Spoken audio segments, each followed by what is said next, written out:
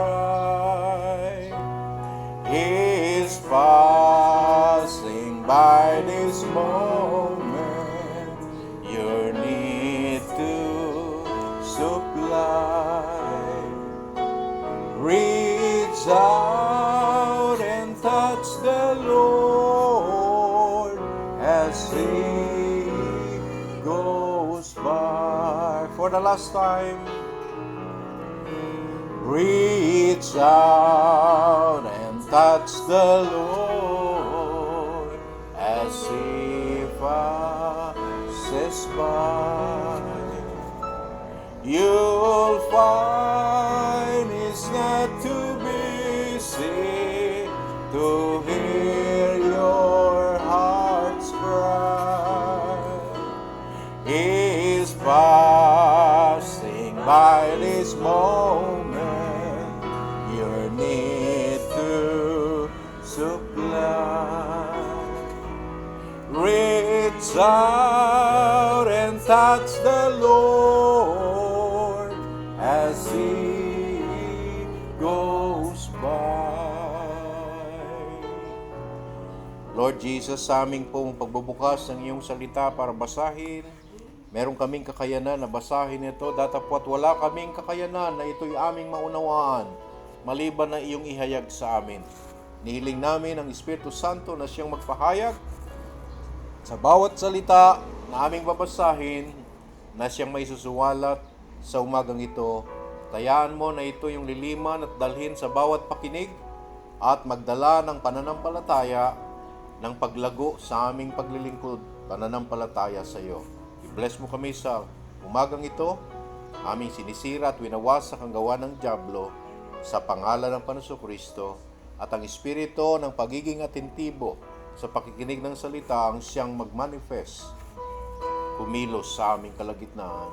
Tago mo sa iyong likuran ng iyong lingkod, kayong may taas, mapapurihan, sa pangalan ng Panginoong Kristo, ito po ang aming panalangin. Amen. Pagpalain tayo ng Diyos, tayo po ay magbabasa ng kanyang salita. Buksan ninyo ang inyong Bible sa aklat ng Genesis chapter 24, verse 12 hanggang 14. At dito natin kukunin, mga kapatid, ang paksa na ating pagbubulay-bulayan. Praise God. Genesis chapter 24, verse 12 hanggang 14. Amen. And he said, ang sabi, at sinabi, O Panginoong Diyos ng aking Panginoon na si Abraham.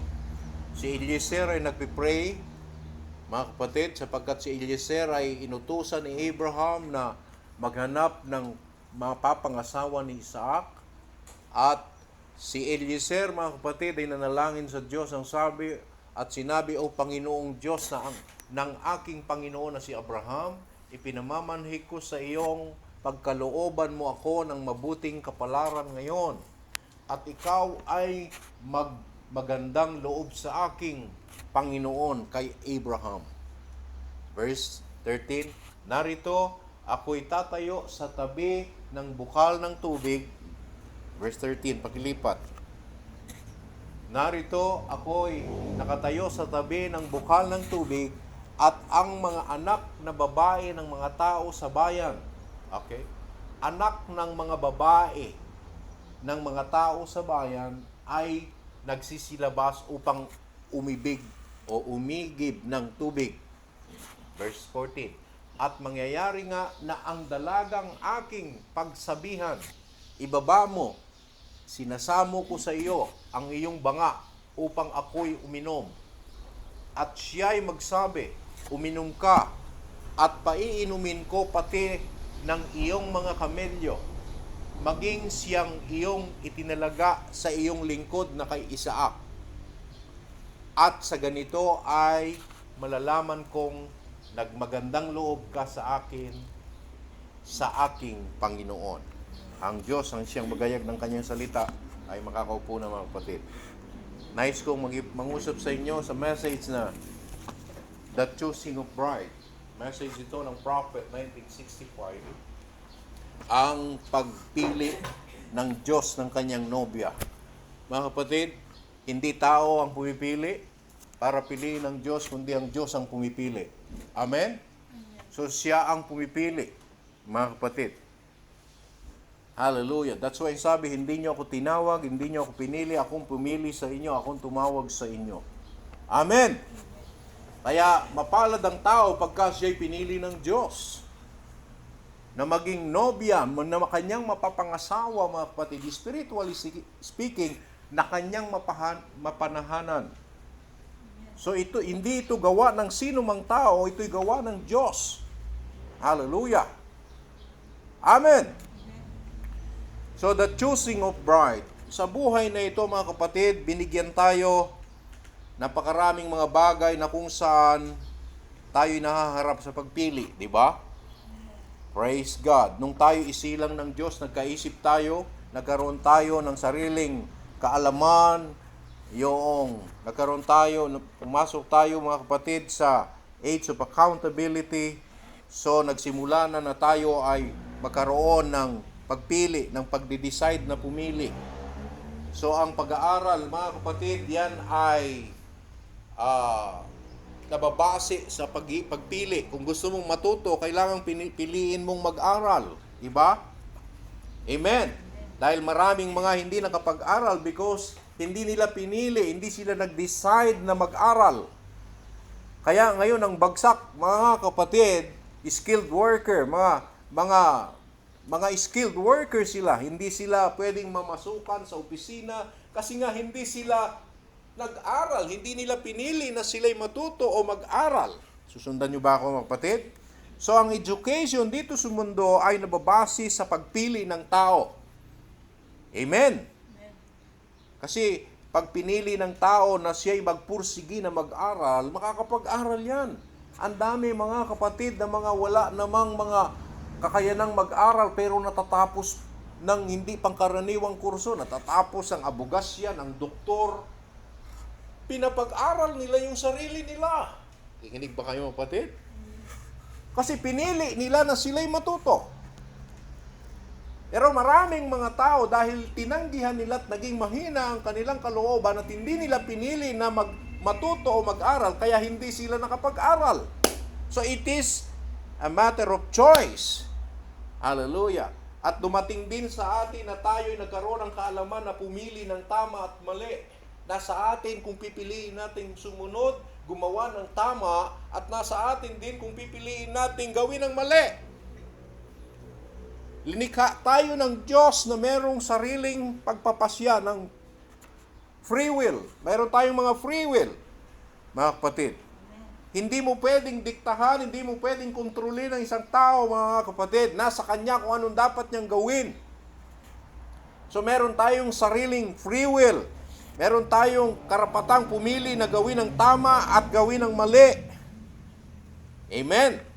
Praise God. Hindi tayo ginawa ng Diyos na parang robot na nakaprogram, mga kapatid. Hallelujah. Kaya napakaraming mamamatay tao ngayon sapagkat pinili nilang maging masama. Napakaraming mga tao ngayon na mabisyo kasi pinili nilang maging mabisyo. Nakikinig ba kayo, mga kapatid? Kasi yun ang ginusto nila, yun ang pinili nila. Pero kung ayaw nilang maging masama, ayaw nilang magkaroon ng bisyo, hindi sila magkakaroon ng bisyo. Di ba, mga kapatid? Hallelujah. Praise God. Praise God. At ang tao, mga kapatid, linikha ng Diyos, inilagay sa lupang ito, bago pa niya likhain ng tao, lahat ng kailangan ng tao, inilagay na sa mundong ito. Nasa tao na kung siya'y mabubuhay na merong pagkain sa lamesa o kung siya'y mabubuhay na walang makakain. Susunod ba kayo, mga kapatid? Amen! Hallelujah! Ibig sabihin, nasa tao kung pipiliin niya na siya'y magsumikap. Nasa tao kung pipiliin niya na siya'y maging tamad. Tignan niyo ako? Hallelujah! Kailanman hindi dinisenyo ng Diyos na ang tao, mga kapatid, ay magutom. Pero dahil sa ang tao, pinili niya ang lumayo sa Diyos, maging gumawa ng sarili niyang kagustuhan, kaya naghirap ang tao. Amen. Hallelujah. Kaya napasama ang tao kasi pinili ng tao ang maging masama siya. pinili ng tao ang siyang magkaroon siya ng maraming mga bisyo. Kaya hindi mo masisisi mga kapatid, kaya napakaraming nasa kulungan kasi pinili nila na gawin ng masama, kaya sila nakulong. Sundan niyo ba ako mga kapatid? At meron ding mga tao na napabuti ang buhay nila, meron ding mga tao na naayos ang buhay nila kasi pinili nilang maging mabuti at pinili nilang maglingkod sa Panginoon.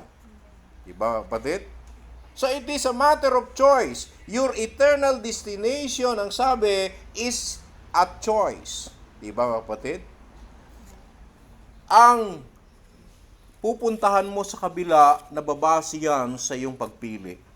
Ang propeta ng Diyos ang sabi, your eternal destination is a choice. And maybe tonight, some of you will make that choice.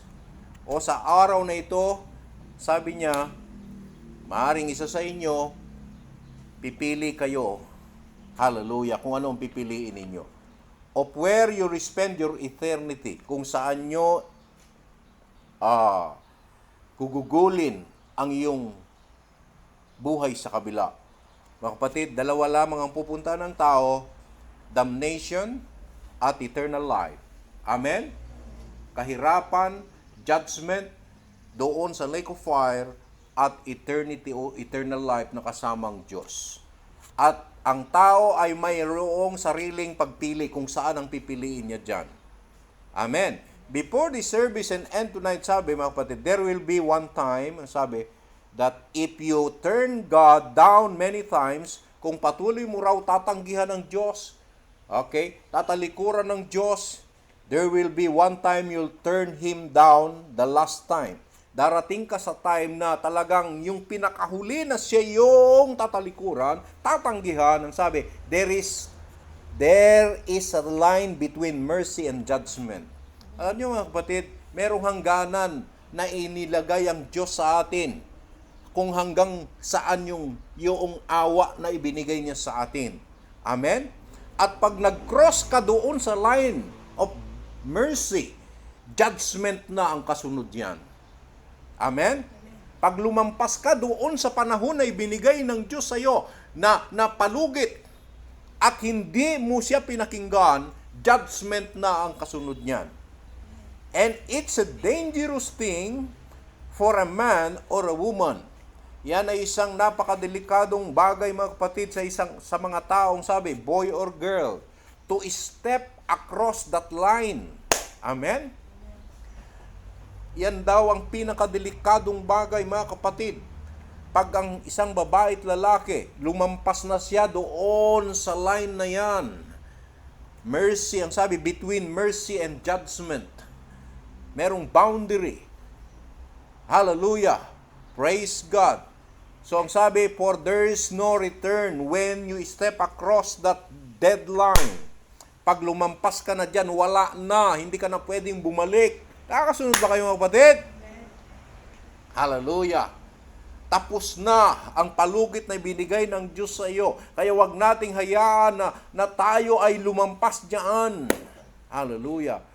That's why ang sabi mga kapatid, it might be the time that many will make their decision. Hallelujah. Praise God. Where they will spend the endless eternity. So nasa atin mga kapatid, kung saan natin ibabase, ilalagay ang ating kaluluwa doon sa kabila ng buhay dito sa lupa. So nakabase yan mga kapatid sa ating pagpili. Susundan nyo ba mga kapatid? Hallelujah. Hallelujah. Amen. Praise God. Glory be to God. Amen. So wag nating hayaan na tayo mag-cross doon sa line of mercy, doon sa boundary. That's why sabi, there's another choice that we have in life. That's a life companion. A young man or woman stepping out of life, sabi, has been given right to make a choice. Maging yung pagpapamilya, nasa atin yan. Binigay ng Diyos yan. Kung pipiliin natin tayong mag-asawa o hindi. Amen? Susundan nyo ba ako mga kapatid? Praise God. Hallelujah. Now, sa lumang tipan mga kapatid, merong Day of Jubilee. Pag dumating yung 50 years, so tutunog ang trumpet, which is the Day of Jubilee. Ibig sabihin, pag tumunog ang trumpet, lahat ng mga nakasangla, lahat ng mga alipin, lahat ng mga nakakulong, bibigyan sila ng karapatan na pagkakataon na maging malaya. Amen? Praise God. Susundan nyo ba ako, mga kapatid? Pag tumundog yung trumpet na yon, so ang sabi, when the Jubilee year comes, sa paragraph 42, the priest rode with his trumpet sounding, that every slave could be free. Sabihin, pagka tumunog na yan, lahat ng mga slave, alipin, meron silang pagkakataong maging malaya, pwede na lang iwanan yung amo nila, pwede silang makalaya sa bilangguan, mga kapatid. But if they refuse to accept their freedom, tatapwat kung tatanggihan nila yung kalayaan na ino-offer sa kanila, then he had to be taken to the temple to a post, and an owl bore him through the ear. Isabihin, dadalhin siya sa templo, and then ang sabi, lalagyan siya ng butas sa kanyang tenga. Amen? And then he served his master always. Ibig sabihin, pag rinepuse niya, hindi niya tinanggap ang pagkakataon na yon, lalagyan siya ng tanda sa kanyang tenga, magpakailanman, hindi na siya pwedeng maging malaya, magpakailanman, maglilingkod siya sa kanyang amo. Mananatili siyang slave. Amen? It was put on his ear as a type of hearing. So yung paglagay ng butas sa kanyang tenga, yan ay tipo sa pakikinig. Faith cometh by hearing, and hearing. He heard the trumpet, but he did not want to listen. Amen? Now, ang Ebanghelyo, mga kapatid, itinipo yan sa gospel sound. Amen? Pag ang Ebanghelyo dumating sa atin at tinanggihan natin ang Ebanghelyo, ang gagawin ng Diyos, mga kapatid, sasarhan niya yung tenga mo, amen? Magpakailanman, hindi mo na mauunawaan ang Ebanghelyo. Ibig sabihin, kung ang Diyos lagi siyang lumalapit sa iyo, and then ang kanyang salita, pinapakinig niya sa iyo, nangungusap siya sa iyo, pero riniresist mo, tinatanggihan mo, yung tunog ng Ebanghelyo. Amen? Tinatanggihan mo ang kanyang salita. Ang gagawin ng Diyos, sasarhan niya yung tenga mo. Ibig sabihin, kahit anong gawin mo, hindi mo na maunawaan ang Ebanghelyo. Hallelujah. Nasusundan niyo ba ako, mga kapatid? Praise God. That's why ang sabi rito, and many times men and women hear God's truth. Maraming bagay, maraming oras, naririnig daw natin ang salita, and see it vindicated and proven. Sabihin, totoo ang Diyos, napapakinggan mo, napakaliwanag, but yet they don't want to hear it. Pero, hallelujah, ayaw nilang pakinggan. There's some other reason, there's some other choosing that they have, sabi, done to face up to truth and fact, sabi. Therefore, their ears can be closed to the gospel. They'll never hear it again. My advice to you, ang sabi, when God speak to your heart, you act right then. Amen? Susundan niyo mga kapatid. Alam niyo, Panginoon, mga kapatid, kaya meron talagang boundary of mercy and grace talaga eh. Pag dumating sa point, ibig sabihin, lagi nating napapakinggan ang salita, pero sinasarahan natin ang tenga natin, parang hindi natin tinatanggap, hindi natin sinusunod. Alam niyo mga kapatid, ang tunay na tumatanggap at naniniwala, pag narinig niya ang salita, ginagawa niya kagad ang kanyang narinig at naunawaan. Nasundan niyo ako? Pero pagka hindi natin ginagawa, parang ingay lang yan sa iyo, hindi mo binubuksan ang iyong puso. Hallelujah. Hanggang sa darating ang time na kahit anong gawin mong pagsisikap, hindi na ibibigay ng Diyos sa iyo ang pagkaunawa. Amen? Same thing sa Old Testament. Pag binutasan na ang tenga nila, mga kapatid, Sabi, habang buhay silang alipin, wala nang pagkakataong maging malaya. Ganyan din sa panahon natin ngayon. Pagka ang salita ng Diyos, lagi nating naririnig, pero hindi natin ito pinapapasok sa ating puso. Amen. And there will come a time, ang sabi ng Diyos, mga kapatid, sasarhan niya ang iyong pagkaunawa. Hallelujah. Kahit na anong gawin mo, hindi mo na maunawa ng kanyang ebanghelyo.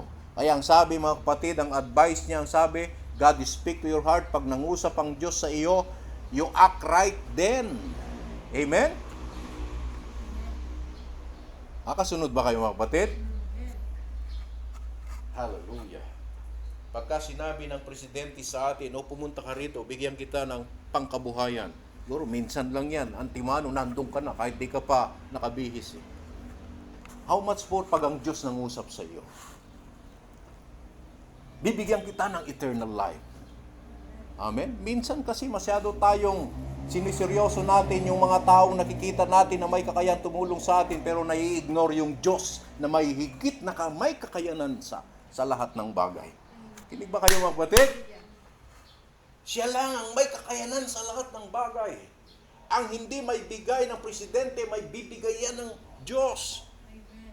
Lahat ng bagay na naisin ng Diyos, pero pwede niyang gawin sa atin, mga kapatid. Hallelujah. Sapagkat walang imposible sa Kanya. Amen. Kaya nga, mga kapatid, pagka ang salita ng Diyos, that's why ang sabi ng prophet, pag narinig mo ang salita ng Diyos, huwag mong pagmatigasin ang iyong puso. Buksan mo. Sabihin mo sa Panginoon, Lord, hasikan mo ako ng iyong salita. Ihayag mo ang salita mo sa akin. Tulungan mo akong mailakad ko yan. Amen? Hindi yung pagpasok natin dito na unawaan natin, paglabas natin, ingay lang sa tenga natin, hindi naman natin ginagawa. Andiyan ba kayo, mga kapatid? Oh my, hallelujah. Nalulungkot ang Panginoon pagka ganun, mga kapatid. Ang tunay na anak ng Diyos, ginagalang niya ang Diyos, at pagka ipinaunawa ng Diyos ang kanyang salita, ginagalang niya ito, pinahahalagan niya ito, iniingatan niya ito, ipinamamuhay niya ito. Dahil siya'y anak ng Diyos. Hallelujah. At meron siyang malaking takot sa Panginoon. Amen. Praise God. Hallelujah. Glory be to God. Amen. Thank you, Jesus. Nalala ko si Elijah. Alam niyo si Elijah, nung siya ay nagkaroon ng showdown sa mga prophet ni Baal, panahon ni Jezebel, ni King Ahab. So patutunayan ko ng Diyos na ang aking pinaglilingkuran ay ang tunay na Diyos, at patunayan ninyo na si Baal ang Diyos ninyo. Kaya ang mga Israelita, sila'y naniwala kay Baal. Nagdadalawang kaisipan sila. Maglilingkod ba sila sa Diyos na may likha ng langit na pinaglilingkuran ni Elijah? O maniniwala sila kay Baal? Amen. Ang sabi, mga kapatid, ni Elijah, hanggang kailan kayo magdadalawang kaisipan? Ang paglilingkod sa Diyos, hindi dapat merong dalawang kaisipan. Dapat merong clear-cut decision. Amen? Kailangan tayong mag-decide. Hallelujah. Praise God, ng walang pag-aalinlangan, 100%. Hindi nagdadalawang isip. Praise the Lord. Amen. Kailangan mong tanggihan ang sarili mo at sumunod ka sa Panginoon. Glory be to God. Hallelujah.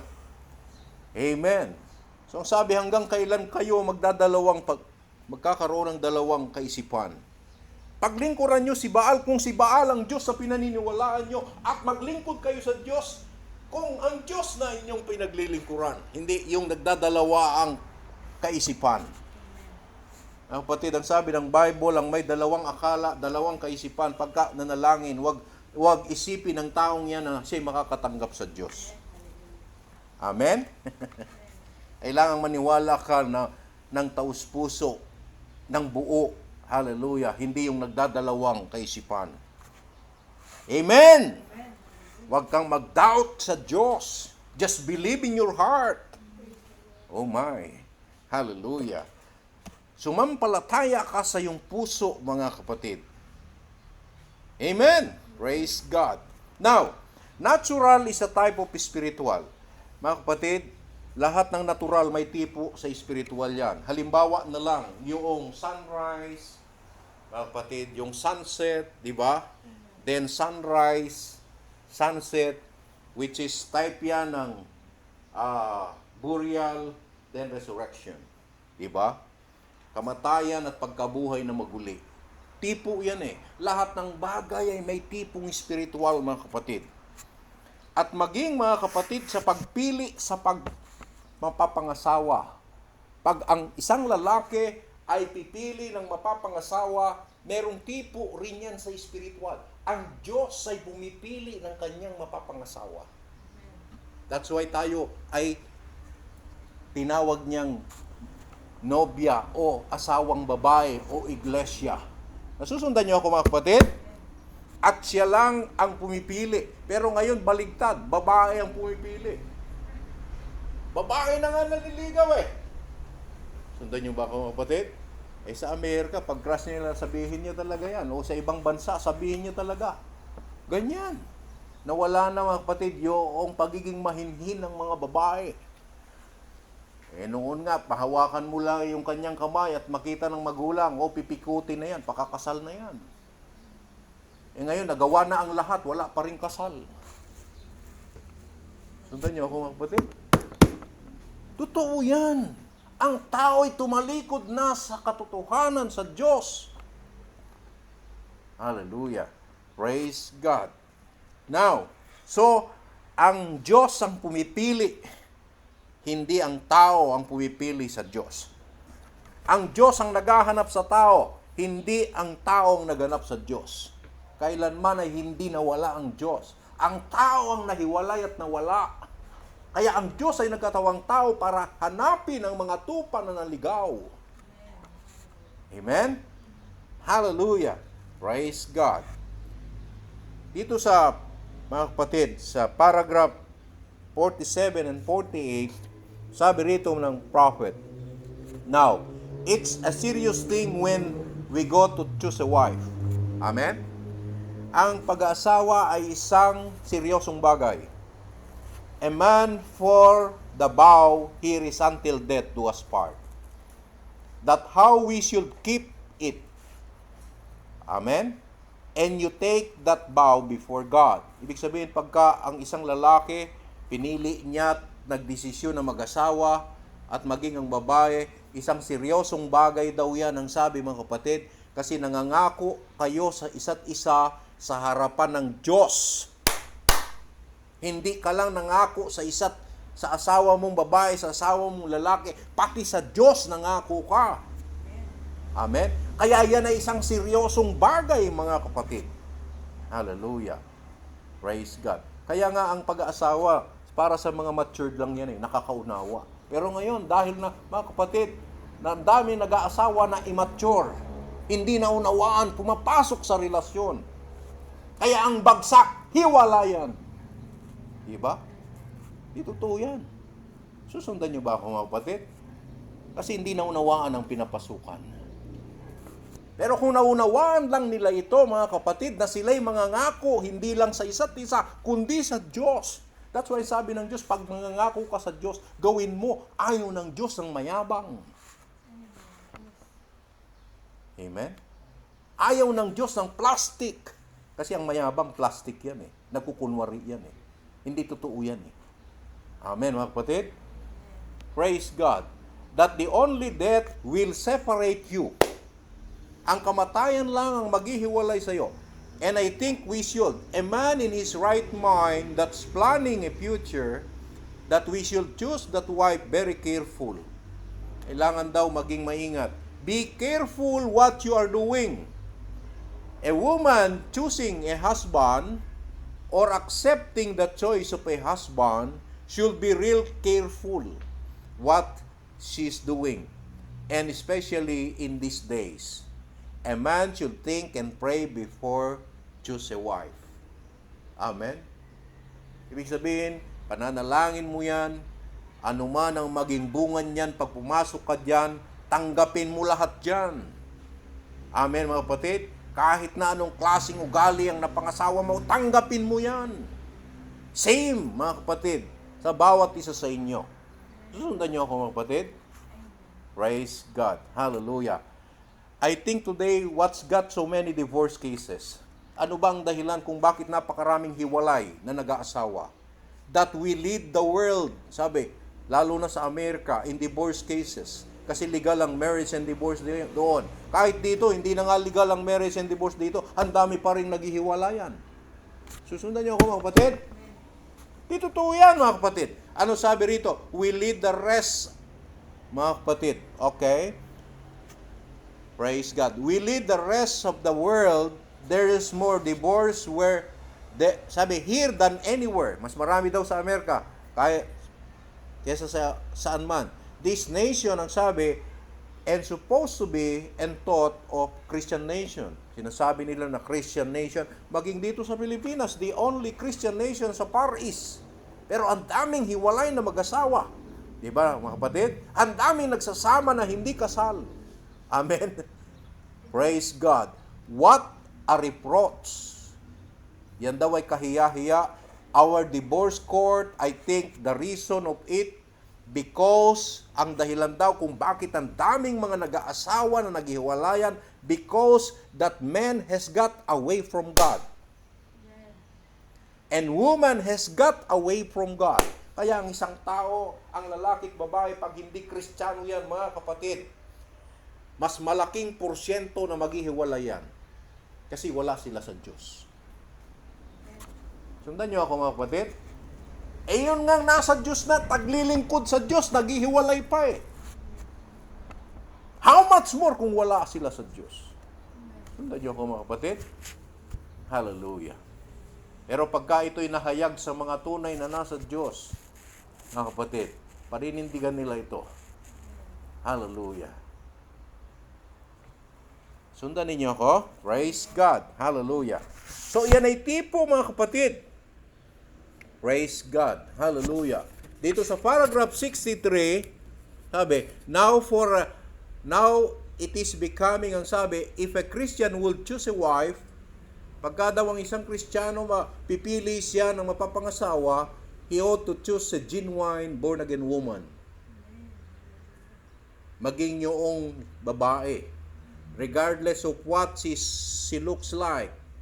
Mga kapatid, hindi raw titingnan kung ano ang itsura niya. It's what she is, what makes her, sabi, and then again, that's reflect his own godly character. Amen? So yan daw ang kanyang titignan. And reflect what in his mind and what's going to be in the future. For his family will be raised by such a woman for the future plan for his home. Diba mga kapatid? Kaya, hallelujah, praise God. Ang pag-aasawa mga kapatid, ito ay para sa mga matured. Ibig sabihin, nakakaunawa. Para igalang nila dahil ang pag-aasawa, yan ay ordained by God. Hindi ito galing sa kanino mang tao. Yan ay inordina ng Diyos. At dapat irespeto ng tao. Pero ang daming mga tao, hindi rin irespeto ang utos ng Diyos. Naginig ba kayo mga kapatid? That's why ang sabi ng Panginoon Kristo, ang pinagsama ng Diyos ay huwag paghiwalayin. Di ba? Amen? Ng tao. I hope na susundan ninyo ako dyan. Praise the Lord. Hallelujah. Now, dito sa ating teksto mga kapatid, inutusan ng Diyos si Eliezer para magkaroon ng asawa si Isaac. Then ang sabi ni Abraham kay Eliezer na kanyang alipin, pumunta siya doon sa bayan niya mismo, sa bayan ng Chaldees. Chaldees, ito yung mga pagan, mga pagan na tao, mga taong hindi naniniwala sa Diyos. Si Abraham ay tinawag palabas sa mga pagano at naglingkod siya sa Diyos na may likha ng langit at lupa. Ang sabi ng Panginoon, kumuha siya ng mapapangasawa doon sa mga pagano. Amen? Doon sa kanyang mga kamag-anak. Amen? Which is type sa atin ngayon, tayo mga pagano, tayo mga Gentiles. Noon ang Diyos ay nakipagdilang sa Israel, pero kumuha ang Diyos ngayon ng kanyang mapapangasawa sa Gentiles. Tayong mga pagano, dati mga kapatid, sumasamba sa mga iba't ibang Diyos. Pero pinili tayo ng Diyos, tinawag tayo ng Diyos bilang kabiyak. I hope nasusundan ninyo ako. Hallelujah. Praise God. Dito sa message, mga kapatid, ng prophet na, praise the Lord, end-time evangelism, nais kong basahin sa inyo ito. Hallelujah. Praise God. Sa paragraph 197,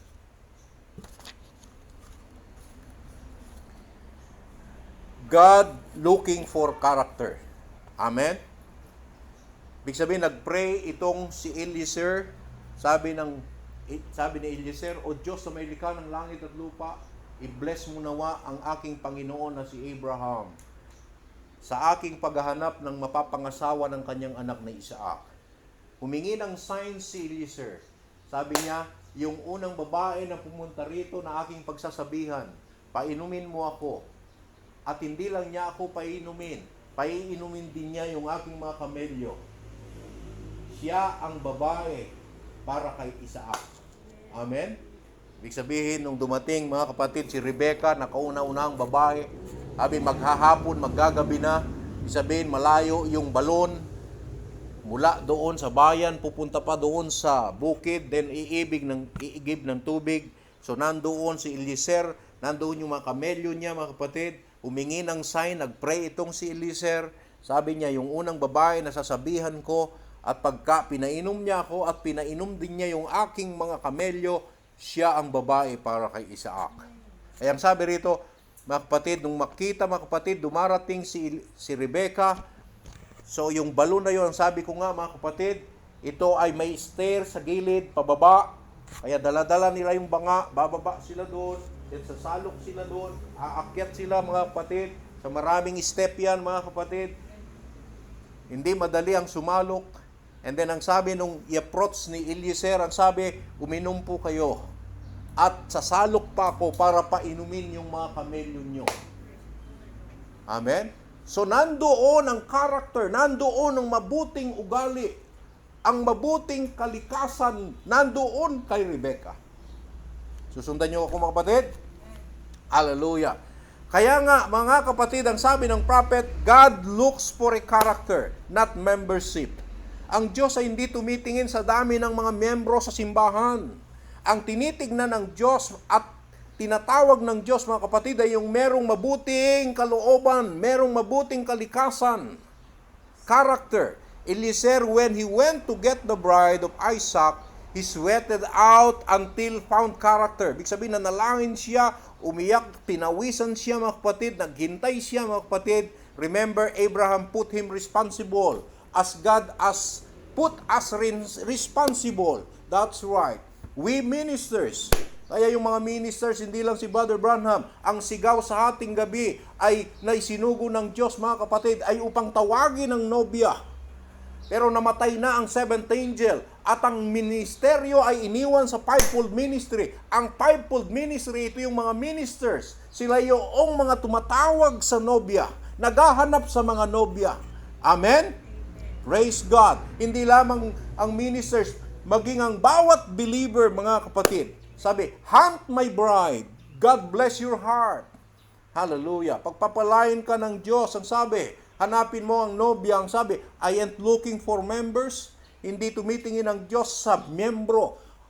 Kapatid, kahit napakarami ng nag-a-attend sa simbahan, kung wala namang tunay na magandang puso at kalooban. Amen? Praise God. Wala naman ang kalikasan ng Diyos sa mga tao na nag-a-attend diyan. Hindi pipiliin ng Diyos yan. I'm looking for the pure heart. Ang hahanapin ng Diyos ay yung merong malinis na puso, merong busilak na puso, somebody that will believe the word. Yung gustong maniwala, gustong tumanggap ng salita. Amen? Yan ang pipiliin ng Diyos. Eliezer, when he thought, ang sabi, oh, I can do this myself, there's too much responsibility. Sabi niya, hindi ko magagawa ito. Napakabigat na responsibilidad dito. I realized the responsibility of finding Isaac. Amen? Which is type of the church. You know, Christ, sabi, Christ Rebecca, sabi, the type of the bride. Si Rebecca ay tipo sa atin. Eliezer got down on his knees, said, God, you just have to help me. And when he referred to God, God helped him to get character. Amen? Susundan niyo ako mga kapatid. Alam niyo kung bakit pinili ng Diyos si Rebecca at merong mabuting kalooban? Imagine, ang sabi mga kapatid, pag ang kamelyo o ilan yung kamelyo na pinainom niya mga kapatid, so naituro ko na noon sa inyo yan, pagka uminom pa lang kamelyo, hindi lamang timba, drum. Ibig sabihin, kung 5 kamelyo yun, 5 drum ang pinainom niya. At sumalok siya doon, balik-balik mga kapatid, maraming beses na balik-balik, baba, panik, para lang painumin yung mga kamelyo. Hindi nagreklamo. Amen. Merong mabuting kalooban. Handang tumulong na walang kapalit. Amen mga kapatid. Susundan niyo ako mga kapatid. Hallelujah. Kaya nandun yung character kay Rebecca. Praise God. At yan ay tipo sa atin ngayon. Ang hinahanap ng Diyos na nobya niya ngayon ay yung merong karakter, merong mabuting kalikasan, merong mabuting kalooban. Come back to the Word. Ito yung mga taong tumatanggap ng salita, sumasampalataya sa kanyang salita. Come back to the Word, brother. Come back to God. Don't pay no attention to this church you belong. You can stay there if you want to, if they let you. Pwede ka raw but the thing to do first is come to God. Amen? Ang dapat natin gawin ay lumapit tayo sa Diyos. Maranasan natin ang Diyos. That's right. This is the end-time evangelism. Yes, sir, character. And when he found out, then when Rebecca found the character, sabi, that was in the woman, Rebecca, the beautiful bride of Isaac. He told her about Isaac. Kaya nung makita ito ni Eliezer mga kapatid, sinabi niya si Isaac at si Rebecca ay nakinig. Amen? Hindi pa nakikita ni Rebecca si Isaac pero na-in love na itong si Rebecca. Amen mga kapatid? Hindi pa natin nakikita ang Panginoon Kristo pero in love na tayo sa Kanya. Kasi nararamdaman na natin, na-experience na natin siya eh. Mga kapatid, hallelujah! Meron sa loob mo na hindi mo ma-explain. Nagugutom ka na, uuhaw ka. Mahal mo ang Diyos. Praise God. Merong magnet na humihila sa iyo. Hindi mo pa nakita pero pinaniniwalaan mo. Ay ang sabi niya kay Tomas, mapalad ka Tomas, ikaw ay nakakita. Sabi, pasok mo ang iyong daliri sa aking tagiliran, sa aking mga kamay. Pero sinasabi ko sa inyo, mas mapalad ang mga taong hindi nakikita, datapat sumasampalataya. Amen! Hindi natin nakita pero naranasan naman natin mga kapatid. Oh God, hallelujah. Ano sabi rito mga kapatid? Si Rebecca and she never questioned one thing. Hindi nag-question si Rebecca. Pinaniwalaan niya ang lahat ng sinabi ni Eliezer. Amen? Si Eliezer ay tipo sa Holy Spirit. Sa panahon natin ngayon mga kapatid, pinaniniwalaan natin ang lahat ng salita ni Jesus. Hallelujah. Praise God. She believed the word of the messenger. Hallelujah. Ang messenger ay walang iba kundi ang Espiritu ni Jesus na nanahan kay Brother Branham. Nakikinig ba kayo mga kapatid? Praise. Ginamit lang niya ang seventh angel. Siya ang sinugo ng Diyos sa huling panahon na ito para tawagin tayo mga kapatid. Hallelujah. At yung merong mabuting kalooban, kalikasan lang ang nagre-response. Sila yung mga pinili. Merong genuine character. Merong character sa kanila. Praise God. And she made ready to go. Nung marinig niya mga kapatid, naghanda na siya para siya'y sumama. Amen? Kayo ba'y naghahanda na para makita ang Panginoon? Amen. Hallelujah. Ito ang panahon ng paghahanda. Dahil isinugo ng Diyos ang messenger sa atin at ang mensahe na ito ang siyang nag-warn sa atin na maghanda tayo sa last days na ito. At kailangan maging katulad tayo mga kapatid ni Rebecca. Nung marinig niya si Isaac, naghanda na siya. Gusto na niyang makita si Isaac. Amen? She said, made ready to go. And they went and asked the father. She said, hallelujah. Nung ang sabi mga kapatid ni Eliezer, oy sasama ko na siya ngayon. Then ang sabi ng mga magulang, hindi kailangan manatili muna siya rito kahit 1 linggo o 2 o 10 araw. Then ang sabi mga kapatid ng mga magulang, tanungin natin si Rebecca kung gusto niyang mag-stay muna rito. Then nung tanungin si Rebecca, ang sabi, sasama ako ngayon din. Amen? Just ask her. The damsel of age asked her decision is B. Amen? Sabi niya, sasama ako ngayon din. Mga kapatid, ang isang tunay na mananampalataya, pagka nakilala niya ang kanyang Diyos, ang kanyang Panginoon, ang kanyang kasintaang lalaki, hindi nagdadalawang isip yan. Kaagad nagdidesisyon yan. Pag nakilala niya ang tunay na kanyang Ama, na pinanggalingan ang kanyang buhay, hindi nagdadalawang isip yan. Nagdidesisyon kaagad yan. Amen, mga kapatid? Amen? Mahal ba ninyo ang Panginoon? Mag-decide tayo, mga kapatid, always, laging handang mag-decide para sa Panginoon. Hallelujah. Mga kapatid, she said, I will go to what a man she had never seen. Kasama ako, knowing nothing about, wala siyang alam, narinig lang niya, but yet, she was ready. Because she was predestinated and foreordained to that. Exactly right. Same thing sa atin, mga kapatid. Kung ikaw ay itinalaga sa buhay na walang hanggan, hindi ka magdadalawang isip pag narinig mo ang salita, itatago mo sa puso mo yan, ipapamuhay mo, ilalakad mo yan, sasampalatayanan mo ang purong salita na yan sapagkat yan mismo si Jesucristo. Amen? Na siyang naghahanda sa iyo. I hope na susundan ninyo ako dyan, mga kapatid. Hallelujah. Now, ang sabi ng prophet, pagka ikaw ay pumipili ng makakasama, hallelujah, hindi tumitingin, huwag kang dapat tumingin o mag-rely sa panlabas na kagandahan. Amen? Ang panlabas na kagandahan, yan ay deceiving, mga kapatid. Praise God. Hallelujah. Mapaglinlang daw ang panlabas na kagandahan. At huwag kang titingin na yan ay matipuno, kung lalaki man yan ay gwapo, huwag kang titingin kung yan ay maganda. Amen, mga kapatid? Praise God. Hallelujah. Praise God. Amen. Ang sabi ng prophet, nais kong basahin, when a man choose a certain girl or out of a family, he must not rely upon beauty. For beauty is deceiving. And beauty, modern beauty, ang tinutukoy niya yung modern beauty, yung artificial na beauty, is of the devil. Amen? Ang artificial daw na kagandahan, yan ay mula sa devil. Ang natural na kagandahan ay galing sa Diyos. Dahil ang Diyos ang lumikha. Pero pag artificial na yan, mga kapatid, hindi na galing sa Diyos yan.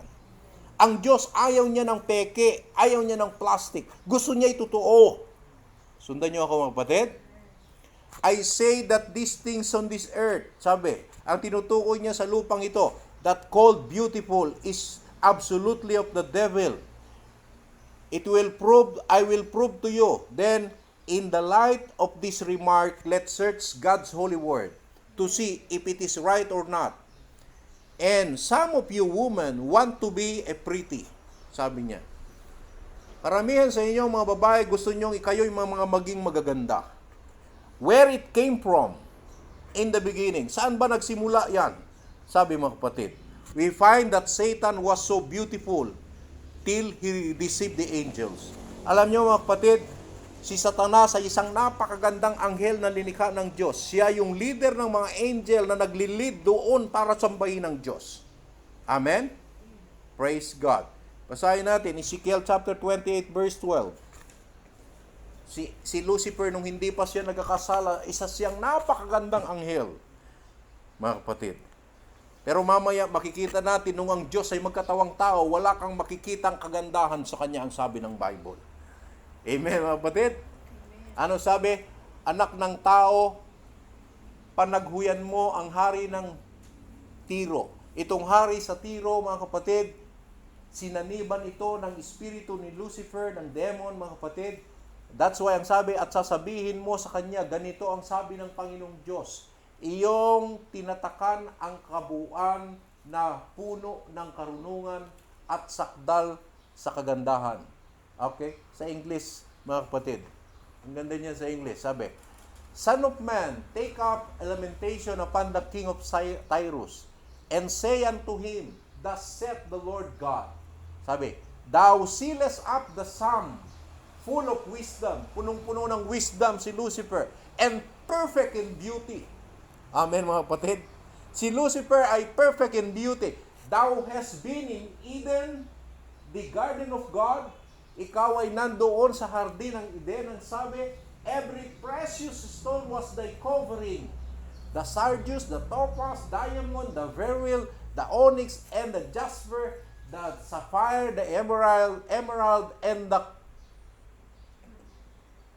carbuncle, ang sabi, and gold, the workmanship of thy tabrets, and of thy pipes was prepared in thee, in the day of thou was created. Then sa verse 14, Thou art the anointed cherub. Amen? Siya isang anointed cherubim that covereth, and I have set thee so. Thou was upon the holy mountain of God. Thou was upon, I have set thee so. Sabi, the holy mountain of God. Thou hast walked up and down in the midst of the stone of fire. So itong si Lucifer, mga kapatid, perfect in beauty ang sabi diyan. Siya ay sakdal, siya ay napakaganda.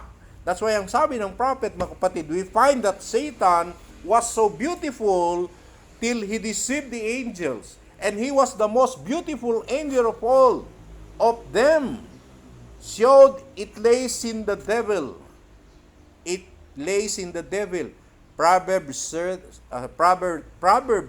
Solomon said, beauty is vain. That's right. Sin is beautiful. Certainly. It is attractive. Di ba, mga kapatid? Ang kasalanan daw ay maganda. Yan ay kaakit-akit. That's why yung tree of life, ang sabi, it is desirable for food. Ay kaakit-akit ang sabi doon, mga kapatid. Hanggang sa natukso itong si Eva at kumain itong si Eva hanggang sa nagkasala, mga kapatid. Amen? Hallelujah. So, brothers and sisters, amen. Glory be to God. Hallelujah. Sa paragraph 149, ang sabi rito, Cain, okay, praise God. Satan's son. Cain, Satan's son, thought that God accepted beauty. Inisip ni Cain na tatanggapin ng Diyos yung mga magagandang ini-offer niya. Kasi gumawa siya ng isang praise God, altar, at kumuha siya ng magagandang bulaklak, ng mga prutas, ng mga gulay, at yun ang ino-offer niya sa Diyos. Na ang isip niya, tatanggapin ng Diyos yung magagandang mga inihalay niya sa Diyos. Sabi, he does today, Cain was Satan's son. Si Cain daw ay anak ni Satanas. Amen, mga kapatid. Pinrob ng Bible yan kasi he is the wicked one, came from the wicked one. Oh, now you say we won't go into details on that, but just let me settle it for you. The Bible said that he was that evil one. Siya yung masama, siya galing masama, so that it settled it. All right, now, he was Satan's son, and he thought that bringing in altar and making it real pretty for worship, that what God would respect. So yun yung inisip na, mga kapatid. Pero kung babasahin natin ang Bible, rineject ng Diyos yung kanyang offering. Amen? Ang Diyos ay hindi tumitingin sa magagandang bagay, mga kapatid, ng sanglibutan ito. Pero yung handog ni Abel, mga kapatid, marumi.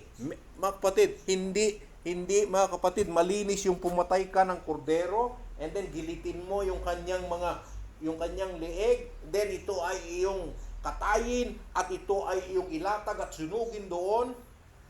Amen? Hindi maganda, ito ay maamoy, may amoy, hindi magandang tignan, pero yun ang liningap ng Diyos. Nakikinig ba kayo, kapatid? Tinanggihan niya yung offering ni Cain na mabuti, magaganda, pero tinanggap niya yung offering ni Abel. Kasi nga, inihayag ng Diyos kay Abel na yun ang dapat na ihandog. Dahil buhay ang nawala, kailangan buhay ang ihandog. Kaya nagandog si Abel ng buhay, ng dugo, ng hayop. Kinig ba kayo, mga kapatid? Hallelujah. I hope nasusundan ninyo ako dyan. Praise God. Hallelujah. Then ang sabi rito sa paragraph 145, mga kapatid, do you know the fall came by woman at the beginning? Hindi si Adan ang nagkasala. Ang nagkasala, ang nahulog ay si Eva. Mga kapatid. And fall. The end is going to wind up the same way. So maging daw sa panahon natin ngayon, ganyan din ang mangyayari. Woman coming into authority and ruling over men.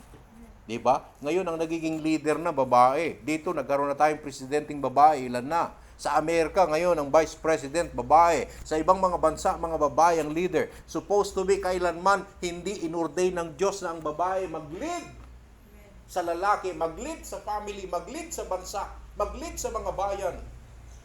Nung hindi pa nagkakasala, co-equal sila, walang mataas at mababa. Pero nung magkasala na sila, sinabi ng Diyos sa babae, magpasakop ka sa iyong asawa, ang asawa mong lalaki ang papanginoon mo. Amen? Siya ang magiging ulo mo. Nasusundan niyo ako, mga kapatid? Pero ngayon, hindi, babae ang nagli-lead. Ang daming mga leader na babae, pastora sa mga churches. Ikinig ba kayo, mga kapatid? Hallelujah. Never na inordain ng Diyos na ang babae maging leader. Hallelujah. I hope nasusundan niyo ako, mga kapatid. You know the day that she put on man's cloth? Nung araw daw, mga kapatid, pagka ang babae, sinuot na niya yung asawa, yung damit ng lalaki, sabi, you know the day that she put on man's cloth and bob her hair? Nung magsimula na isuot na niya yung asawa yung damit ng lalaki at umpisa na niyang putulin ang buhok, ang sabi, all those things are contrary to God's word. Hallelujah. Yan ay mga laban sa salita, hindi utos ng Diyos yan, mga kapatid. And you know, she represent the church. Ang babae nagre-representa sa church. When you watch what women are doing, pag tiningnan mo raw ang mga gawa ng mga babae ngayon, you'll see what the church is doing. That's exactly right. Now, that's right. As true as the word of God is true. Ang kapatid, ang babae ay tipo sa iglesia. Kaya, karamihan ng babae ngayon kung ano ang gayak nila at gawa nila. Ganyan na ganyan ang ginagawa ng simbahan, ng church. Nakikinig ba kayo, mga kapatid? Tipo yan. Amen. Praise God. Hallelujah. And then, ang sabi rito sa paragraph 156, now let us compare the natural bride of today with the so-called church bride today. Compare a woman going to get married today. Hallelujah. Sabi, kumpara natin. Paragraph 159, look, let's compare it. Sabi, here she comes up with a whole lot of paint. Something that she's not. Sabi, a modern bride. So, ang church daw ngayon, modern bride. Amen? Ito'y punong-puno. Ang sabi, ito ay nakapintura. Ang sabi, was her face. Ang sabi, was her face. Sabi, he'd run from her, maybe scare you to death. Sabi, nakapintura at pagka hinugasan mo yung kanyang mukha, matatakot ka sa kanyang mukha. Ang sabi, she scared you to death. Take all the stuff off. Hallelujah. Here, so is the church with a big painted front. Di ba yung mga churches ngayon, gaganda, mga kapatid. So, ang babae ngayon, makita mo, nakapintura din. Di ba? Karamihan ng mga babae nakapintura, artificial beauty. Di ba? Ang mga kagandahan ng babae ngayon ay artificial kasi gumagamit sila ng artificial na pampaganda. Hindi galing sa Diyos yan, mga kapatid. Nakikinig ba kayo? Hindi lang pantay yung kilay niya, pinabunot na niya, kaya pinatato niya na, kaya pantay na. Hindi, ganyan na nangyayari ngayon. Artificial beauty. At hindi galing sa Diyos dyan. Mga kapatid, yung mga mukha nila ngayon, ako, ang dami mga kapatid, iba't ibang facial, kung ano mga anong ginagawa sa mukha nila, ina-apply sa mukha nila, para lang gumanda. Sabi ni Pablo, makontento ka kung anong binigay sa iyo ng Diyos. Di ba mga kapatid? Ang daming ritoke na pinagagawa sa kanilang katawan. Hindi nakukontento kung ano ang nasa kanila. Ikinig ba kayo mga kapatid? Wow! Hallelujah! That's why ang sabi rito mga kapatid, oh, so is the church with a big painted front, complete theological max factor, both has a spiritual pulse face on them, man-made beauty, and not God-made beauty. Mga kagandahan na gawa ng tao at hindi galing sa Diyos. Not much character in there, either one. Wala yung character sa kanila. Nakikinig ba kayo mga kapatid? Pagandahan ngayon ng mga churches, carpeted, air condition, palakihan mga kapatid. Pero meron bang karakter sa mga tao na nandoon? Mga kapatid, tandaan ninyo ito. Hindi pwedeng dumating ang kalikasan ng Diyos sa tao kung wala ang katotohanan. Kung wala ang purong salita ng Diyos. Dahil ang purong salita, ito yung katuwiran ng Diyos na ibinibihis ng Diyos sa tao. Amen? Nasundan niyo ako doon mga kapatid? Notice, just like Satan, enough to deceive by, compare the modern bride now with her. Si Satanas daw, ikumpara mo sa modern bride. Sabi, wear shorts. Sa simbahan, makita mo naka-short ang mga nagsisimba, naka-sleeveless ang mga nakasisimba. Wear paint, nakabihis ng mga pintura ang mga mukha nila. Amen? Cut off her hair. Wear clothes that look like men. Mga kasuotan nila, gaya sila ng mga lalaki. And listen to a pastor that told her that was all right. Nakikinig sa mga nagtuturo. Okay lang yan. Amen, mga kapatid. Mga kapatid. He is a deceiver, ang sabi. Pag ganyan ang taong nagtuturo, yan ay isang mapaglinlang, yan ay isang bulaang tagapagturo. Hindi niya talaga itinuturo ang totoo. He'll suffer for it in the, sabi, region beyond. That's right. Doing that to deceive, to be something that's she not. That's the way the church does. Sabi, get big, mga malalaking mga simbahan ngayon.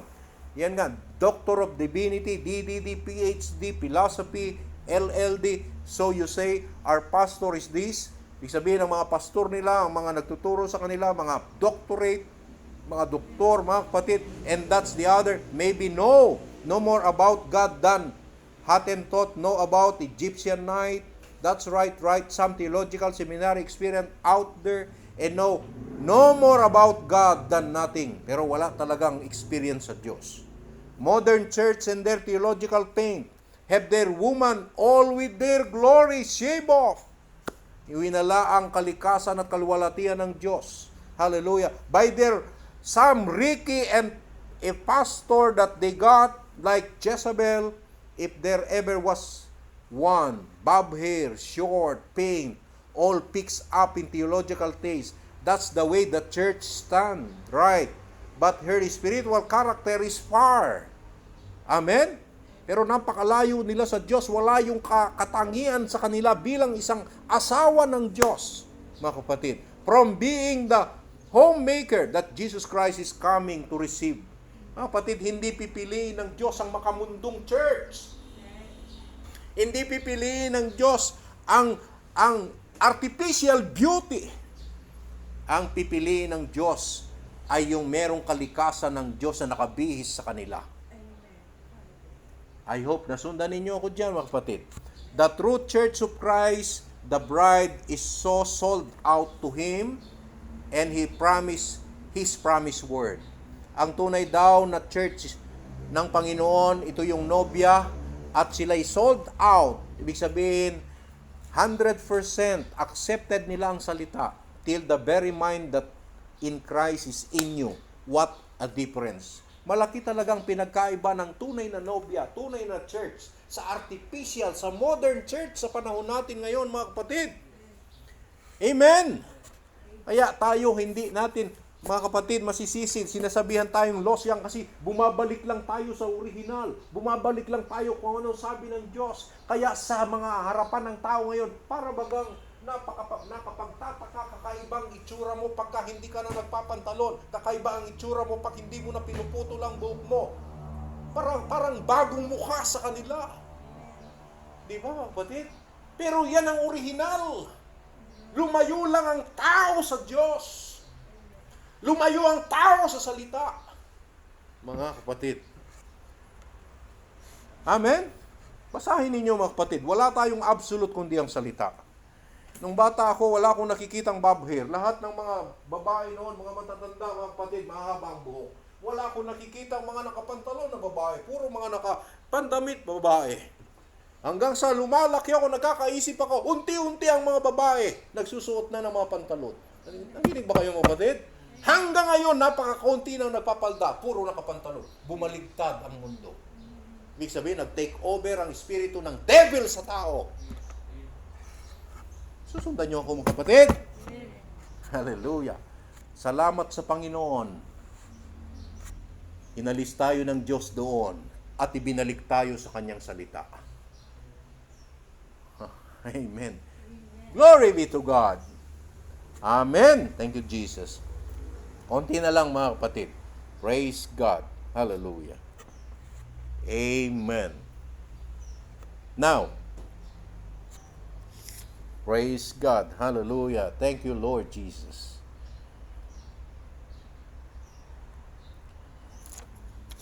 Ganito sabi, Christ vindicate His word.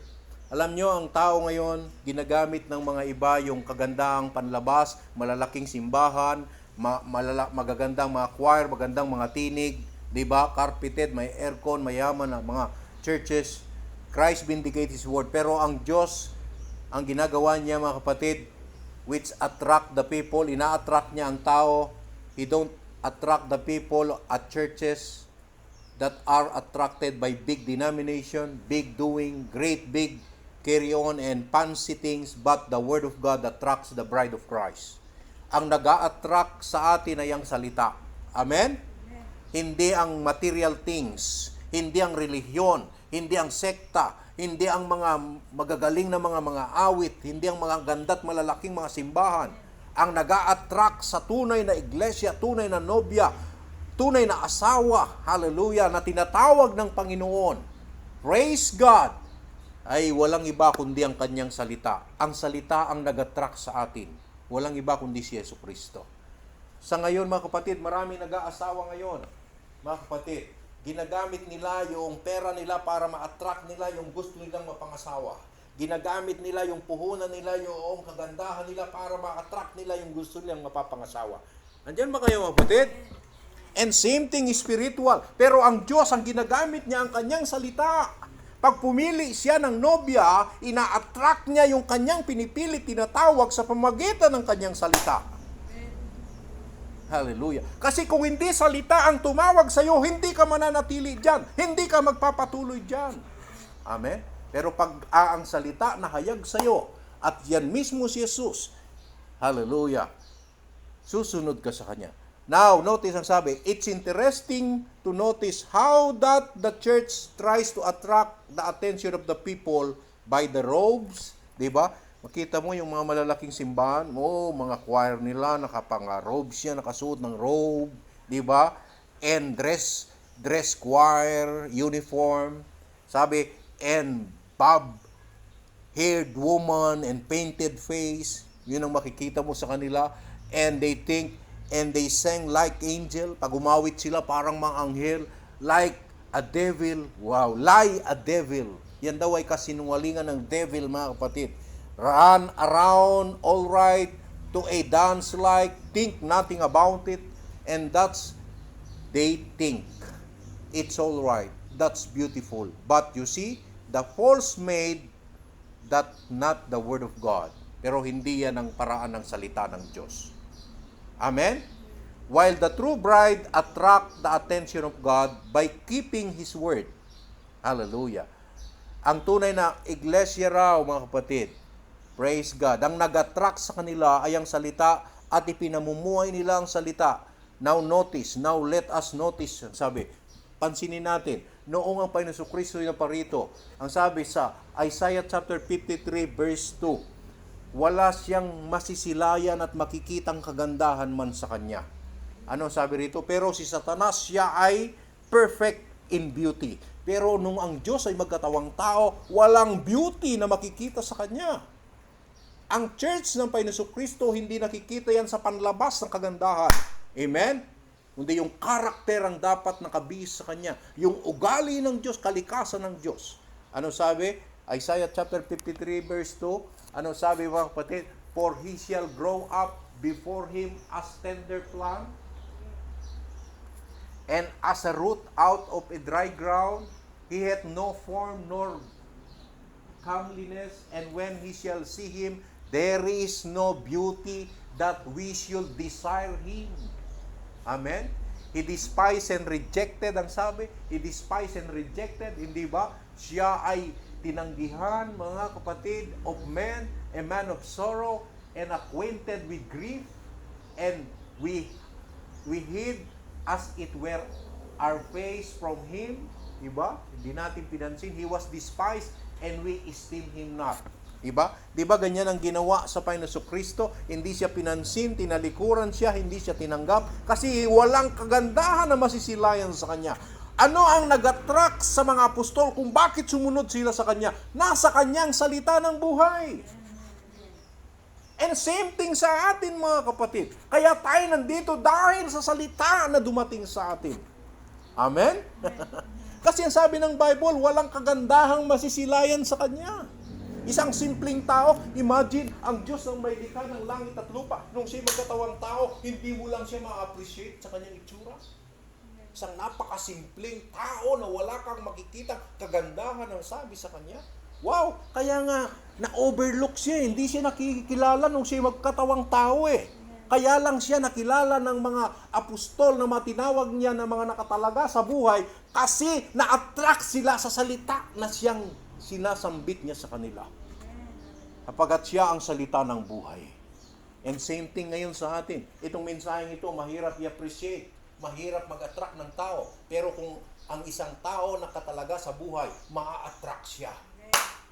Amen? Mga kapatid? At susunod siya. Oh, glory be to God. Amen. Then ang sabi rito, nais ko ipagpatuloy mga kapatid. I remember one time, ang sabi, prophet, sabi, si Jesse, si Samuel, nung si Samuel ay matanda na, and then si Saul ay nagmalaki, ginawa niya, pinakialaman niya yung trabaho ng prophet, nag-offer siya sa Diyos. Kaya ang sabi ng Diyos kay Samuel, kailangan palitan na si Samuel. Hindi siya karapat-dapat maging hari. That's why ang sabi, Ikabod, iniwanan siya ng presensya ng Diyos. Diba mga kapatid? Praise God. And then ang sabi ng Diyos kay Samuel, puntahan mo yung si Jesse na meron siyang 7 anak. Praise God. Hindi ako nagkakamali, 7 o 8. And then ang sabi, magdala ka lalagyan mo ng langis. Sabi, pahiran mo yung anak ni Samuel at siya ang papalit kay Saul. Madalit sabi, nung nandun na mga kapatid, itong si Samuel na propeta, pinatawag niya si Jesse, then lahat ng anak niya, malalaki, matitipuno. Sabi mga kapatid, mga malalaking tao, praise God, matitipuno, magandang mga pangangatawan at karapat-dapat na maging hari. Pero ang sabi, nung buhusan niya mga kapatid, ng langis, ang sabi ng Panginoon kay Samuel, hindi ako tumitingin sa panlabas na anyo. 1 Samuel chapter 16 verse 7. Ano sabi ng Diyos mga kapatid? Praise God. 1 Samuel chapter 16 verse 7. Ang sabi ng Diyos kay Samuel, but the Lord said unto Samuel, look not on his countenance, okay? Or on the height of his stature. Hindi doon sa kanyang itsura, hindi doon sa kanyang laki, because I have refused him. Hindi ko pinili yan. For the Lord sit not as a man sit. Hindi raw pumipili ang Diyos kung ano ang paningin ng tao, mga kapatid. Amen? For man looketh on the outward, ang paningin ng tao, panlabas, appearance. but the Lord looketh on the heart. Amen? Kapatid, ang basihan dito, mga kapatid, puso talaga yung tunay na ikaw. Dapat gumawa ka sa Panginoon yung galing doon sa loob mo. Hallelujah. Praise God. Then ang sabi, nung dumating yung iba na buhusan na lahat, and then ang sabi ni Jesse, ang sabi ni Samuel kay Jesse, wala ka na bang ibang anak? Then ang sabi, meron pang isa, yung binata na maliit, ang sabi, nandoon sa parang nagpapastol ng tupa. Amen? Tawagin mo, ang sabi. Nung tawagin, then dumating siya, ito'y si David. Amen? Si David ay isang patpatin, maliit. Pero ang sabi ng Diyos, siya ang aking pinahiran. Siya ang aking pinahiran na maging hari. Amen? Kasi David, sabi, siya ay linikha at kinuha, mga kapatid, ayon sa puso ng Diyos. Amen, mga kapatid. Nandiyan ba kayo? Praise God. Merong magandang kalooban. Hallelujah. That's why ang sabi, ang Diyos ay tumitingin talaga, mga kapatid, sa character. Hallelujah. Praise God. God choose him. We choose by sight, sabi. God choose by character. Character. There never was a character like Jesus Christ. Hallelujah. Siya ang ating kalikasan. It lives in you. Kailangan siyang manahan sa atin and manifest Him. Kailangan siyang dumaloy at makita sa atin. We see it through. It's not worldly beauty. Amen? Ang piniling kabiyak o mapapangasawa ng Diyos, ito yung nabihisan ng kalikasan ng Panginoon Kristo, hindi panlabas na kagandahan. It's not worldly beauty of Him that attract His bride. It is His character. Amen? The character of the church that Jesus took for. Yun ang tinanggap ng iglesia, ng nobya, yung kalikasan ni Kristo. Not where it is big building, hindi yung mga malalaking mga simbahan, where it's a great denomination, hindi yung malalaking denominasyon, where it's a big membership, hindi yung maraming membro.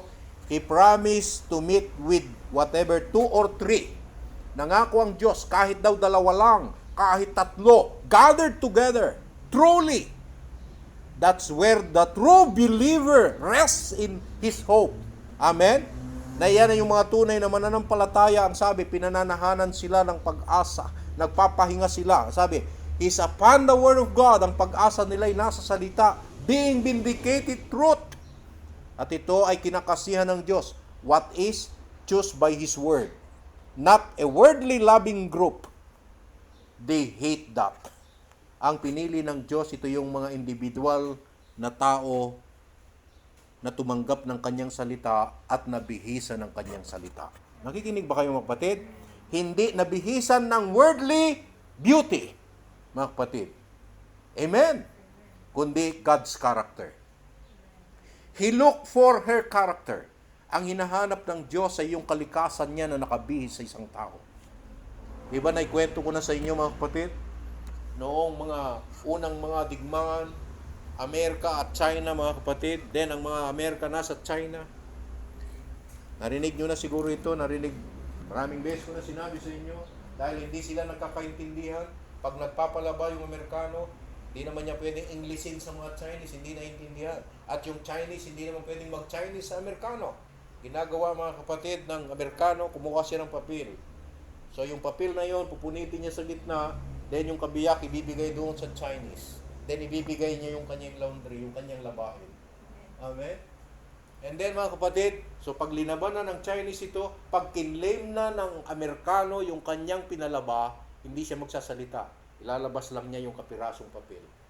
Then, ilalabas ng Chinese yung kapirasong papel pag pinagdugtong niya at ito ang kabuuan niya sa kanya yon. Walang daya, no? Amen? Siya yon. Amen? Alam niyo ba, si Jesus, pinunit niya ang kanyang sarili, umagos ang tubig sa kanyang laman, umagos ang tubig at dugo, and then lumabas ang kanyang buhay, ang Espiritu sa kanya, bumalik sa kanyang kalwalatian, iniwan niya, mga kapatid, ang kanyang salita dito, at ang Espiritu sinugo niya rito. Amen? Siya yung bumubuhay sa kanyang salita ngayon na ating tinatanggap at pinakikinggan, ang Espiritu at ang salita. Amen? At siya'y muling babalik para kunin ang kanyang nobya. Amen? Alam niyo mga kapatid, maliban na yung Espiritu Santo na nananahan sa atin, yun yung kanyang buhay na ibinihis niya sa atin, na inakabihis sa atin, hindi tayo karapat-dapat na kunin ni Jesus. Kailangan mag-agree yung buhay niya at ang buhay natin. Kailangan isa lang, kapareho mo, kamukha mo ang buhay ni Jesus. Sino niyo mga kapatid? Hallelujah. Ibig sabihin, kabiyak ka ni Jesus kasi kagaya ka niya, kamukha ka niya, bahagi ka niya, katwiran ka niya. Amen. I hope nasundan ninyo ako dyan. Character, there's never was a character like Jesus Christ. Praise God. Now, he looked for her character, the character of Christ. Now, just a moment now, that says, he chose a bride to reflect his character. Pinili niya ang nobya para i-display niya ang kanyang katangian sa nobya. To which the modern churches today certainly misses. Pero yung mga modern churches ngayon, denomination, mga kapatid, religion, na-miss nila. Amen? Na-miss nila his program here. 1,000,000 miles. Hindi lang milya, hindi lang 100 miles. 1,000,000 miles daw ang layo nila sa Diyos. Wow! Mga kapatid, hallelujah! Because they deny this to be the truth. Tinatanggihan nila itong mensahe na ito. To show could it be. Now, he's looking for the day for the bride to be formed. Amen? Yan ang hinahanap ng Panginoon sa araw na yan. Just a class exactly like it was. Like he was. Gaya niya. It's got to be his same flesh. Same bone. That's why tayo yung kanyang laman at buto ng kanyang buto. Same spirit, espiritu ng kanyang espiritu. Same everything. Amen? We are the flesh of his flesh, bone of his bone. Spirit niya nagdedwell sa atin, same everything, just exactly built up. Then ang sabi, to then become one. At ang church, ang nobya, at siya'y naging isa. Kung paano ang Father at ang anak ay isa, same ang church at ang Panginoon ay iisa. Until the church become that. They are not, not one, the character of Him, the Word, for this age must be molded. She must be molded like He is. So God, choosing a bride, pumipili ang Diyos ng kanyang mapapangasawa sa panahon natin ngayon. Ito yung kanyang mga tinatawag na binibihisan niya ng kanyang kalikasan. Ang kagandahan na nananaan sa kanila ay hindi artificial beauty, hindi worldly beauty, kundi godly beauty, godly character. Amen? Praise God. Nais kong tayo magtapos dito mga kapatid. Itong nobya na ito mga kapatid ay itinalaga before the foundation of the world.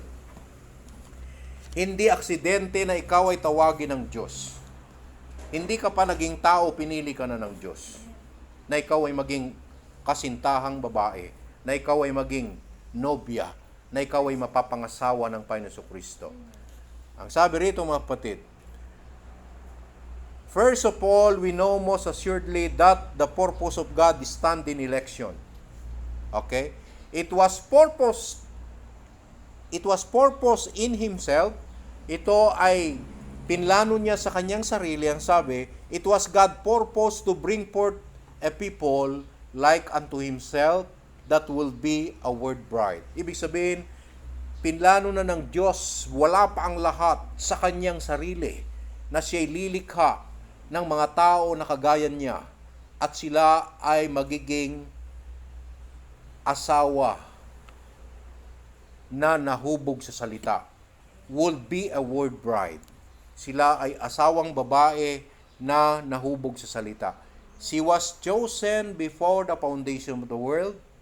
Pinili na sila. Wala pa ang mundo, wala pa ang buwan, wala pa ang lahat. Sila'y nakita na ng Diyos, sila'y pinili na ng Diyos.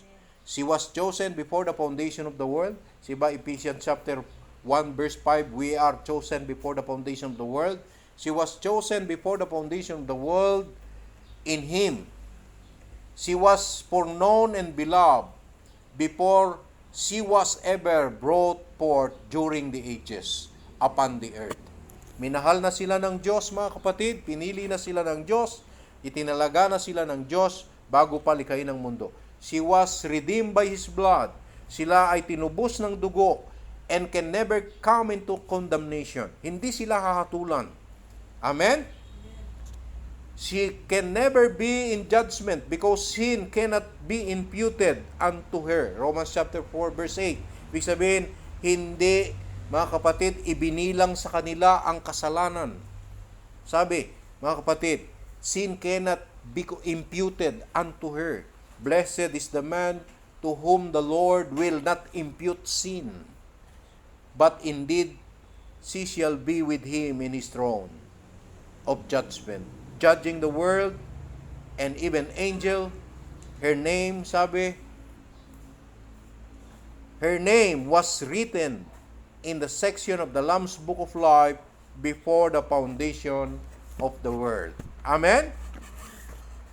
God choosing His bride sa last days na ito sa pamamagitan ng mensahero sa huling panahon. Amen?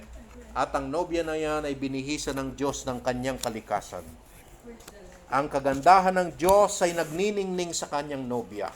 Hindi ang kagandahan ng mundo, hindi ang artificial na kagandahan, kundi ang kagandahan ng kanyang kalikasan na nananahan sa kanyang nobya.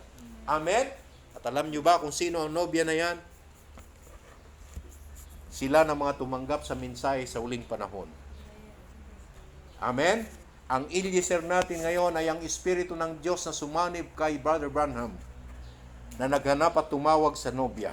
Ang mensaheng ito ay ang Holy Spirit. Siya ang Eliezer ngayon na tumawag sa atin. At tayo inihahanda ngayon para kunin ng Panginoon bilang mapapangasawang babae at makakasama niya sa kanyang kalwalatian. Mahal ba natin ang Panginoon, mga kapatid?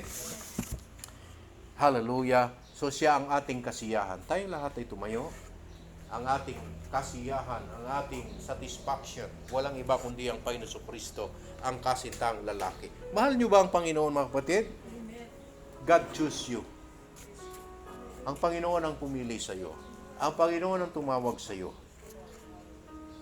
Itinalaga ka sa buhay na walang hanggan. Binibihisan ka ng Diyos ng kanyang kalikasan. Hayaan mo lang na bihisan ka ng Diyos. Hayaan mo lang na ibihis niya ang kanyang kagandahan sa iyo. Ang kanyang kagandahan sa atin.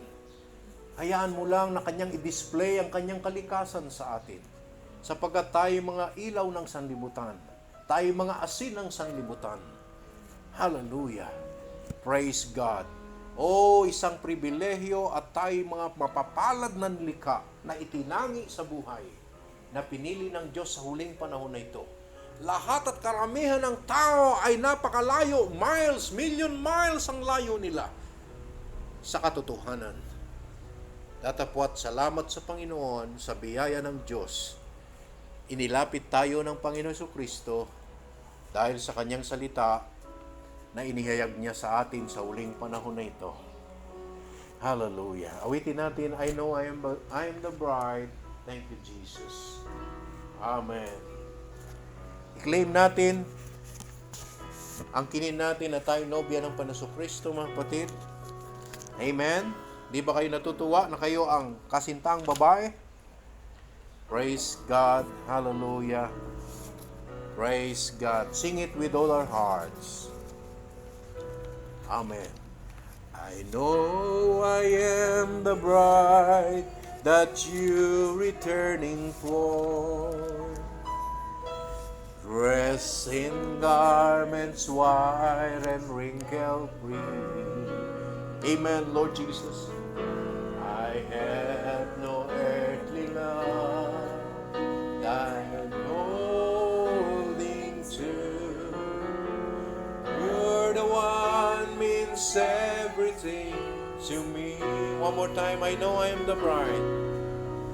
I know I am the bride that you're returning for, dressed in garments white and wrinkle-free. I have no earthly love that I'm holding to. You're the will sing, I will sing,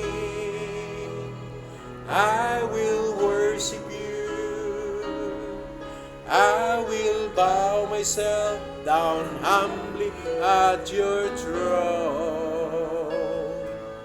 I will give anything, I will give everything to you alone. I will sing, yes Lord, I will sing, I will worship you. We worship you, Lord. I will bow myself down humbly at your throne. I will do anything, I will give everything to you alone. For the last time, I know I am the bride. I know I am the bride that you're returning for. Yes, Lord. Dressed in garments white and wrinkle-free. Hallelujah. I have no earthly love that I'm holding to. You're the one means everything to me. I will sing, I will sing, I will worship you, I will bow myself down humbly at your throne. I will do anything, I will give everything to you alone. I will do anything, I will give everything to you alone. Tayo lahat ay pumikit at manalangin. Ama naming Diyos, salamat po sa iyong mensahe. Lord, ang iyong mensahe, Panginoon, ay isang bagay na matigas na pananalita sa mga ayaw maniwala at tumanggap. Datapwat ito'y napakatamis at napakasarap pakinggan at ipamuhay sa mga tao na nagmamahal sa iyo. Ito na ang huling panahon. Nagaganap ang iyong mga salita. Lord, ang daming mga simbahan, nagpuprofess na sila'y mga iglesia, mga pinili sa huling panahon na ito. Datapwat ang tunay na mga pinili mo na iyong maging kabiyak o kasintaang babae ay walang iba kundi ito yung mga kumilala at tumanggap ng iyong salita. Purong salita na binibihisan at nabihisan ng iyong kalikasan, na binibihisan ng iyong katwiran, binibihisan ng iyong mga salita. Sila ang iyong mga itinangi, sila ang iyong mga pinili sa huling panahon na ito, sa pamamagitan ng iyong huling mensahe na iyong isinugo sa huling panahon na ito. Maraming salamat po sa ikapitong anghel na iyong sinugo, na iyong ginamit na kung saan ang iyong Espiritu Santo ay nangungusap at siyang tumatawag ngayon sa mga nakatalaga sa buhay, na siyang pinili mo bago itatag ang sanlibutan, na maging kasintaang babae. Maraming salamat po sapagkat kami kabilang at isa kami sa mga nakatalaga na yan. Hindi kami nagdadalawang isip, kundi aming sinasampalatayanan ng iyong mga salita, ang iyong mensahe na iyong dinala at hinayag sa amin sa huling panahon na ito. Maraming salamat po, Lord. Salamat po aming narinig na hindi ka tumitingin sa panlabas ng anyo, hindi ka tumitingin sa worldly beauty, hindi ka tumitingin sa artificial na kagandahan, kundi tumitingin ka sa kagandahang asal, sa iyong kalikasan. Hallelujah. Sa iyong katwiran. Maraming salamat po dahil sa iyong salita na iyong inihayag. Yan ang nagbigay sa amin ng tunay na karakter. Lord, hubarin mo kami sa lahat ng aming lumang pagkatao. Alisin mo ang lumang kalikasan at ibihis mo sa amin ang karakter na nagmumula sa iyo. Yes, Lord. Isinusuko namin at inihahandog ang buong buhay namin. Maghari ka sa aming puso. Dalisayin mo ang aming kaisipan. Mangusap ka sa amin. Turuan mo kami ng iyong katwiran. manahan ka sa amin at magumapaw ang Espiritu Santo sa bawat puso ng bawat isa. Ito ang huling panahon na kung saan iyong sinabi ang masama ay lalong magpapakasama. Datapwat ang mabuti, ang banal ay lalong magpapakabanal. Yes Lord, wala na pong panahon. Ito na ang huling panahon.